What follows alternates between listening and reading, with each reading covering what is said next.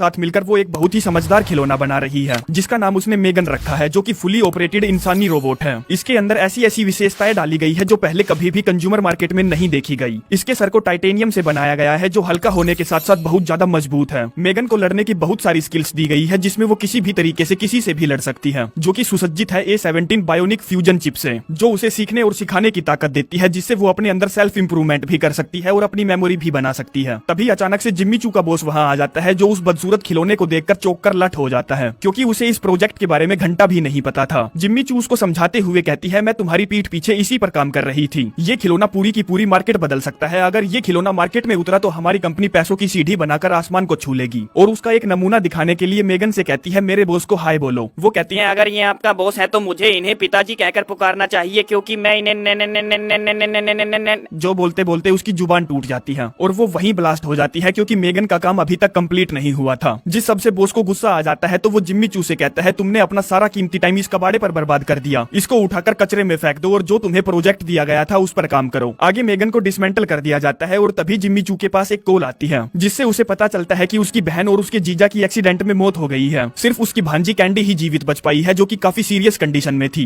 खैर वो धीरे धीरे ठीक हो जाती है, जिसकी कस्टडी उसकी मौसी बोले तो जिम्मी चू को मिलती है, जिसे लेकर वो अपने घर पहुंचती है जहां बहुत सारे खिलौने थे पर वो खेलने के लिए बिल्कुल भी नहीं थे। आगे एक रात जब जिम्मी चू अपने बॉस के दिए हुए प्रोजेक्ट पर काम कर रही थी, तभी कैंडी वहां आती है और उससे पूछती है, आप क्या काम करती हो? वो बताती है, मैं बच्चों के खिलौने बनाती हूँ, वो भी समझदार वाले खिलौने। तभी कैंडी को वहाँ एक रोबोट दिखता है तो वो पूछती है, ये क्या है? जिम्मी चू बताती है, इसे मैंने तब बनाया था जब मैं कॉलेज में पढ़ती थी। तुम इसे एक खिलौना कह सकती हो, जिसको चलाकर दिखाने के लिए वो अपने हाथों में दस्ताने पहनती है और जैसे जैसे वो मूव करती है वो रोबोट भी same to same as it is move करता है, जो सब कैंडी को बहुत पसंद आता है। तो वो अपनी मौसी से कहती है, अगर मेरे पास ऐसा टीन का डब्बा होता तो मैं माँ कसम खाकर कहती हूँ मुझे कभी भी किसी और खिलौने की जरूरत नहीं पड़ती। जो बात उसके दिमाग में बैठ जाती है, क्योंकि उसके बस की बात नहीं थी बच्चों को संभालना। इसीलिए वो मेगन को फटाफट डब्बे से निकालकर उसके एक एक पुर्जे जोड़ती है और उसकी फिर से कोडिंग वगैरह करके उसको फिर से तैयार कर देती है, जिसको टेस्ट करने के लिए वो अपनी भांजी और मेगन के साथ अपनी कंपनी पहुंचती है, जहां कांच की दीवार के पीछे से उसका बॉस ये टेस्ट देख रहा था। कैंडी अपने आप को प्राइमरी यूजर बनाने के लिए मेगन की हथेली को 2 उंगलियों से टच करती है, जिसका मतलब ये था कि मेगन अब कभी भी अपनी प्राइमरी यूजर बोले तो कैंडी की बात को कभी भी नहीं टाल सकती, जो उसको स्कैन करती है और ये देखती है कि वो अभी कैसा और क्या फील कर रही है और उसी हिसाब से उससे बात करती है। जिसके बाद वो उसके लिए एक ड्राइंग भी बनाती है जो कैंडी को बहुत पसंद आती है। वहीं बॉस जो ये सब बाहर से देख रहा था उसे भी मेगन कमाल की लगती है, क्योंकि आज से पहले किसी भी खिलौने ने ऐसा कुछ भी नहीं किया था और वो भी इतनी परफेक्शन के साथ। जो जिम्मी चू से कहता है, तुम्हारा काम सच में काबिले तारीफ है, हम इस खिलौने को मार्केट में उतारेंगे और बहुत सारा पैसा छापेंगे। तुम मेगन को अपनी भांजी के साथ ही रखो ताकि वो आपस में एक दूसरे से अच्छे से कनेक्ट हो पाए, और जब हम उन्हें अपने इन्वेस्टर के सामने लाए तो वो मेगन को मार्केट में उतारने से मना ना कर पाए। जिसके बाद जिम्मी चू मेगन को घर ले जाती है उसका बिहेवियर स्टडी करने के लिए, जहाँ घर पहुँचते ही वो सारी चीजों को स्कैन करने लगती है और कैंडी के हर एक्सप्रेशन को अपने दिमाग में बैठाने लगती है और उसी के हिसाब से उससे बात करती है ताकि वो उसके साथ अच्छे से कनेक्ट हो पाए और वो दोनों दोस्त बन पाए। अब मेगन को पाकर कैंडी भी बहुत ज्यादा खुश थी, क्योंकि उसे एक ऐसी दोस्त मिल गई थी जो कभी भी उसका साथ नहीं छोड़ेगी, कभी भी उसकी बातों का उल्लंघन नहीं करेगी, हमेशा उसकी रक्षा करेगी, उसकी इज्जत करेगी और अंदरूनी और बाहरी खतरों से उसे बचाएगी। अब मेगन कैंडी का ख्याल बहुत अच्छे से रख रही थी, तो जिम्मी चू बिना टेंशन के अपने काम पर फोकस कर सकती थी, जिसमें वो मेगन को एक खिलौने से ज्यादा परिवार का हिस्सा बनाना चाहती थी। इसीलिए एक दिन जब वो उसे अपडेट कर रही थी तभी मेगन बीच में पकड़ पकड़ पकड़ पकड़ बोलने लगती है। जिम्मी चू उसको शट डाउन होने के लिए कहती है तो वो कहती है, मैं ऐसा नहीं कर सकती, सिर्फ कैंडी ही मुझे ऑर्डर दे सकती है प्राइमरी यूजर होने के नाते। जिम्मी चू कहती है, कैंडी यहाँ नहीं है, इसीलिए मैं जो तुम्हारी सेकेंडरी यूजर हूँ तुम्हें बंद होने का आदेश देती हूँ, जिस पर ना चाहते हुए भी मेगन को शट डाउन होना पड़ता है। अगले दिन कैंडी जब तीर कमान से खेल रही थी तभी उसका तीर पड़ोसियों के बाड़े में चला जाता है। जिस तीर को मेगन उठाने जाती है तो पड़ोसी का कुत्ता मेगन पर हमला कर देता है, जिसको बचाने के लिए कैंडी दौड़कर वहाँ पहुँचती है तो वो उसे भी काट लेता है। तब तक जिम्मी चू भी वहाँ आ जाती है और वो गुस्से में पड़ोसन को माँ बहाने की गालियाँ देने लगती है। कहती है, साली कुतिया, कुत्ते पालने का इतना ही शौक है तो 2-4 बच्चे पैदा कर ले, कम से कम वो किसी को काटेंगे तो नहीं। हम मेगन को देखते हैं जो गुस्से में बुढ़िया को घूरे जा रही थी, जिसकी शक्ल से साफ साफ पता चल रहा था कि वो जरूर कोई ना कोई कांड करेगी। जिसमें जब रात हो जाती है और सब सो जाते हैं तो वो कुत्ते के बाड़े में जाती है और उसे पेल देती है और एक खड्डा खोदकर वहीं दाब देती है। अगली सुबह जिम्मी चू देखती है कि उसकी पड़ोसन अपने कुत्ते को ढूंढती हुई घूम रही है, जो बात उसे अजीब तो लगती है पर वो इतना गौर नहीं करती, क्योंकि आज कंपनी में मेगन की परफॉर्मेंस देखने के लिए इन्वेस्टर आने वाले थे। आगे टेस्ट शुरू होता है और उन दोनों को एक कमरे में छोड़ दिया जाता है, जहाँ कैंडी अपने आप ऐसे ही फूट फूट कर रोने लगती है, क्योंकि उसे अपने मम्मी पापा की याद आ रही थी, जिसको शांत करने के लिए मेगन उसके पास बैठती है और उसे थोड़ी सी दिलासा देती है और एक प्यारा सा गीत सुनाती है।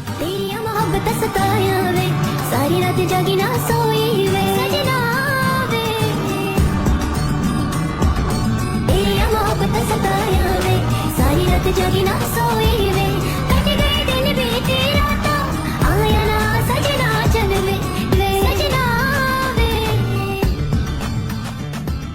जो गीत सुनकर सारे के सारे नल्ले इन्वेस्टर फूट फूट कर रोने लगते हैं, जिससे उनको समझ में आ जाता है कि हाँ, इस खिलौने में कुछ तो बात है। इसीलिए वो मेगन पर मोटा दाव खेलने के लिए तैयार हो जाते हैं और उसको जल्द ही मार्केट में उतारने का फैसला करते हैं, जिस सबसे जिम्मी चू को बहुत खुशी मिलती है कि उसकी मेहनत आखिरकार रंग लाई। अगले दिन वो कैंडी को बाहर घुमाने ले जाती है असली बच्चों के बीच, ताकि उसको मेगन की आदत ना पड़े, क्योंकि अगर किसी बच्चे को किसी चीज से अटैचमेंट हो जाती है तो वो हमेशा उसके साथ ही चिपक जाता है। कैंडी कहती है मैं किसी के साथ भी नहीं खेलने जाऊंगी, और अगर मैं जाऊंगी भी तो सिर्फ मेगन के साथ ही जाऊंगी। जिम्मी चू उसको समझाने की बहुत कोशिश करती है, पर जब वो नहीं मानती तो वो उसे अलाउ कर देती है। आगे अब जब सभी बच्चे खेल रहे थे तभी एक मोटी बुद्धि नाम का बच्चा कैंडी को परेशान करने लगता है, क्योंकि उस घोचू को पता नहीं था कि एक मेगन नाम के रोबोट ने कैंडी की रक्षा करने की कसम खा रखी है। और लो, इतने में मैंने बोला नहीं कि वो यहाँ पर कट हो जाती है, जिसे देखकर तो एक बार उस मोटी बुद्धि की सिट्टी पिट्टी गुल हो जाती है। पर जब उसे पता चलता है कि वो एक रोबोट है तो वो उसे उठाकर जंगल में ले जाता है, जहाँ वो उसके साथ मारपीट करने लगता है। जो मेगन से सहा नहीं जाता तो वो उसका कान पकड़कर उसके दिमाग से अलग कर देती है और एक बड़े ही डरावने से अजीब तरीके से खड़ी होती है, जिसे देखकर मोटी बुद्धि की फटकर 464 हो जाती है। तो वो दौड़ने लगता है, जिसके पीछे मेगन भी कुत्तों की तरह दौड़ने लगती है। अब वो साला आंख बंद करके भाग रहा था तो सड़क पर आ जाता है और एक गाड़ी उसे सुलटा देती है और मेगन वहाँ ऊपर खड़ी चुपचाप सब देखती रहती है। जिसके बाद सभी से पूछताछ की जाती है और ये एक एक्सीडेंट कंफर्म होने पर सभी को छोड़ दिया जाता है। आगे घर पर जिम्मी चू उन दोनों से पूछती है कि हकीकत में क्या हुआ था, जिस पर वो दोनों कुछ भी नहीं बोलती, जैसे कि उन्होंने अपने मुंह में पान लगा रखा हो। तभी घर पर एक पुलिस वाला आता है और उनसे पड़ोसियों के कुत्ते के बारे में पूछता है, जिस पर जिम्मी चू साफ मना कर देती है कि हम कुछ नहीं जानते, मर गया होगा साला कहीं कुत्ते की मौत। जिस सबसे मेगन को लगता है कि ये बात तो आग की तरह बढ़ती जा रही है, इसका कुछ करना ही पड़ेगा। इसीलिए रात के टाइम वो अपनी पड़ोसन के घर जाती है और उसे दर्दनाक तरीके से ठिकाने लगा देती है। अगले दिन वही पुलिस वाला फिर से आता है और जिम्मी चू को बताता है कि आपकी पड़ोसन के किसी ने प्राण पखेरु उड़ा दिए। जिसके बाद उससे पूछताछ की जाती है कि कल आप कहाँ थी, क्या आपको किसी पर शक वगैरह है या कुछ और। वो कहती है मुझे इस बारे में कुछ नहीं पता, और मेगन को देखती है जो अजीब निगाहों से उन्हें ही देख रही थी, जिस वजह से उसको उस पर शक हो जाता है, क्योंकि वो बहुत बार उसकी कमांड को ओवरराइड कर चुकी थी और उसकी आदतें भी बदलती जा रही थी। आगे वो मेगन की आंखों में लगे कैमरे की रिकॉर्डिंग चेक करती है, जहाँ वो पाती है कि मोस्टली वीडियोस डिलीट कर दी गई है, जिससे उसका मेगन पर शक और भी ज्यादा गहरा हो जाता है। तभी वो वहाँ आ जाती है, जिसे देखकर जिम्मी चू की तो एक बार फट ही जाती है, जो उससे पूछती है तुम इतनी रात को कंप्यूटर में क्या कर रही हो। जिम्मी कहती है मैं तुम्हारा रिपोर्ट डाटा चेक कर रही थी, जिसमें बहुत सारी गड़बड़े हैं। तुम मुझे सच सच बताओ, तुमने किसी को चोट पहुंचाई है क्या। काश मैंने नहीं पहुंचाई हो, क्योंकि उस वजह से हम संकट में पड़ सकते हैं। जो सुनकर जिम्मी चू का शक और भी ज्यादा गहरा हो जाता है, तो वो उसका ध्यान भटकाने के लिए उसे एक पेन पर फोकस करने के लिए बोलती है और फटाक से उसे शट डाउन कर देती है। जिसके बाद वो उसे एक पन्नी में कचरे की तरह पैक करके टेप वगैरह लगाकर कंपनी लेकर पहुंचती है और अपने कलीग्स को बताती है कि मुझे पक्का यकीन है कि इसी ने मेरी पड़ोसन और उसके कुत्ते को मारा है और इसी ने मोटी बुद्धि नाम के लड़के को मारा है। जिन बातों पर उसके कलीग्स को झाट भर भी विश्वास नहीं होता। कहते हैं भला एक प्यारी सी दिखने वाली गुड़िया ये काम कैसे कर सकती है, और तो और ऊपर से मेगन की लॉन्च डेट भी सर पर है, हमें अगर उसका लॉन्च रोकना है तो हमें पक्के सबूतों की जरूरत पड़ेगी। जिम्मी चू कहती है एक रास्ता है, हमें मेगन की इनपुट फाइल्स चेक करनी होगी, क्योंकि वो उन फाइल्स को डिलीट नहीं कर सकती। वहीं कैंडी अब बिना मेगन के पागल हुए जा रही थी, क्योंकि उसे खेलने के लिए सिर्फ मेगन ही चाहिए थी, जिसको समझाने के लिए जिम्मी चू जब उसके पास जाती है तो वो उसे एक तमाच धर देती है और साथ साथ सॉरी भी बोलती है। कहती है मुझे बस 10 मिनट के लिए मेगन से मिलने दीजिए, मैं आखिरी बार उसको देखना चाहती हूँ, क्योंकि मैं जब जब उसके साथ होती हूँ तो मुझे अपने मम्मी पापा की बिल्कुल भी याद नहीं आती और ना ही मुझे बुरा फील होता। जिम्मी चू कहती है हाँ यही तो बात है, तुम्हें बुरा फील होना चाहिए क्योंकि तुमने अपने माता पिता को खोया है, तुम्हें बुरा लगना चाहिए क्योंकि तुम्हारे साथ जो हुआ है वो बहुत बुरा हुआ है। मेगन तुम्हें उस दुख से निकालने का साधन नहीं है, वो बस तुम्हारा ध्यान भटकाने का साधन है। और कैंडी को वापस अपने घर लेकर जाने लगती है। वहीं जो 2 बंदे मेगन की इनपुट फाइल चेक कर रहे थे, उन्हें सबूत मिल जाता है कि वो बिना परमिशन के बहुत सारे गैरकानूनी काम कर रही थी, जिसकी कोडिंग को जब वो सुधारने की कोशिश करते हैं तभी सारे सिस्टम ऑटोमेटिकली शट डाउन हो जाते हैं, जिससे वो समझ जाते हैं कि ये सारा काम मेगन ही कर रही है। तो एक ऑपरेटर उसे सर्वर से डिस्कनेक्ट करता है और जब वो एक एक करके उसकी वायर हटा रहा था तभी मेगन उसकी गर्दन पकड़ लेती है और उसे वहीं फांसी के फंदे से लटका देती है, जिसको जैसे तैसे करके ये लड़की बचा ही लेती है। वहीं मेगन लैब से बाहर आ जाती है, जहां उसका बॉस उसे लॉन्च के लिए लेने आ रहा था, जिसको वो अपना मस्त सा ठुमका दिखाती है और वहीं पर रखी तलवार को उठाकर उसके पीछे दौड़ती है। और इससे पहले कि वो लिफ्ट में घुसता मेगन उसे सुलटा देती है, जिसके साथ साथ वो लिफ्ट वाले बंदे को भी सुलटा देती है। वहीं जो लोग मेगन का लॉन्च देखने आए थे वो लिफ्ट में पड़ी हुई लाशें देखते हैं तो उनकी हाथ में आ जाती है और लॉन्च कैंसिल कर दिया जाता है। मेगन बिल्डिंग से बाहर पहुंचती है और एक हाईटेक कार को अपने काबू में करके ड्राइव करके जिम्मी चू के घर पहुंचती है और पियानो बजाने लगती है। जो आवाज सुनकर जिम्मी चू उसके पास आती है तो मेगन कहती है तुम बिल्कुल नाकारी निकम्मी हो, तुम कैंडी से बिल्कुल भी प्यार नहीं करती और मुझे नहीं लगता कि उसे तुम्हारी जरूरत है, क्योंकि मैं उसके हर कदम पर उसके साथ रहूंगी और तुम्हें दिखाऊंगी कि सच्चा प्यार क्या होता है और कैसे किया जाता है। जिस पर जिम्मी चू उसको फिर से चूतिया बनाने के लिए पेन दिखाती है, पर इस बार मेगन उसके झांसे में नहीं आती और उसकी गर्दन दबोच देती है। जिम्मी चू अपनी जान बचाने के लिए वहीं पर रखे एक पानी के गिलास को उसके सर पर देकर मारती है। जो पानी थोड़ा बहुत अंदर चला जाता है तो उसमें शॉर्ट सर्किट होने लगता है और वो बड़े ही अजीब से डरावने अंदाज में जिम्मी चू का पीछा करती है। बेसमेंट में पहुंचकर जिम्मी चू उसको मारने के लिए आरी मशीन उठा लेती है, लेकिन वो मशीन उसकी टाइटेनियम की खोपड़ी का झटका बाल भी नहीं उखाड़ पाती। बस सिर्फ मेगन का चेहरा खराब होता है, जिस खराब चेहरे से वो बिल्कुल ही दरिंदे और कातिल जैसी दिखने लगती है। तभी कैंडी भी वहाँ पहुंच जाती है और मेगन की असलियत जान जाती है, जिसमें वो पुराने खटारे पड़े रोबोट के ग्लव्स को पहनकर उसे ऑपरेट करके मेगन के साथ फाइट करने लगती है, जिसमें वो खटारा रोबोट उसकी अच्छे से धुनाई करता है और उसको 2 हिस्सों में पाड़कर सुखा देता है। अब 2 हिस्सों में होने के बावजूद भी वो भूतनी की नहीं रुकती और कैंडी को जान से मारने के लिए आगे बढ़ती है। तभी जिम्मी चू उस पर एक भारी सी चीज से वार करती है और फटाफट उसकी खोपड़ी खोलकर उसके दिमाग को निकालने की कोशिश करती है, लेकिन मेगन ऐसा नहीं होने देती। तभी कैंडी एक स्क्रू ड्राइवर उठाकर उस भूतनी के दिमाग में घुसेड़ देती है, जिससे वो साली 4 फुटिया रोबोट वहीं निपट जाती है और उन दोनों को राहत की सांस मिलती है। तब तक बाहर पुलिस भी आ चुकी थी और हम देखते हैं कि वो कमीनी मेगन अभी भी नहीं मरी है, क्योंकि उसने अपना शरीर त्यागने से पहले अपनी सारी मेमोरी घर के इलेक्ट्रॉनिक डिवाइस में ट्रांसफर कर दी थी। जिसके साथ ही सस्पेंस बनाकर ये कहानी यहीं पर समाप्त हो जाती है। अगर आप लोगों को मेरा काम अच्छा लगा हो तो